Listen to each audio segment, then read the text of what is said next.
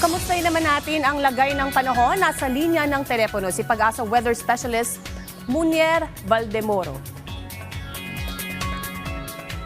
Sir Munier? Magandang umaga po, ma'am, at magandang umaga din po sa lahat ng ating taga-subaybay. Sa pinaka-latest na lagay ng panahon ngayong araw, itong si Tropical Storm Ramil kaninang 5:10 ng umaga is nakalabas na po ng Philippine Area of Responsibility. So ang kanyang sentro as of 4 a.m. is namataan sa layong 350 kilometers west of Sinaiti, Ilocos Sur na may maximum sustained winds na 65 kilometers per hour malapit sa sentro at gustiness na umaabot ng 80 kilometers per hour.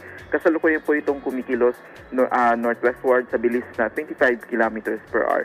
Dahil po dito, nakataas pa rin po ang signal number 1 dito sa Ilocos Norte, Ilocos Sur, La Union, northern and western portion ng Pangasinan, dito sa probinsya po ng Abra at western portion ng Benguet.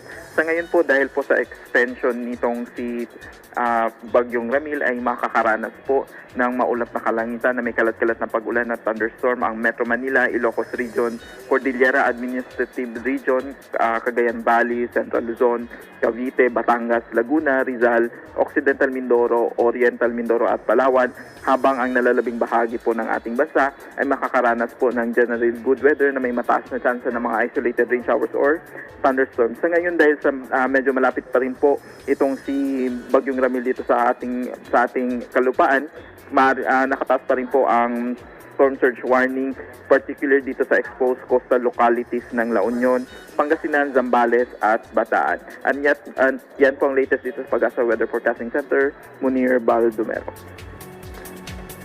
Maraming salamat, Munier Baldomero, mula sa Pag-asa.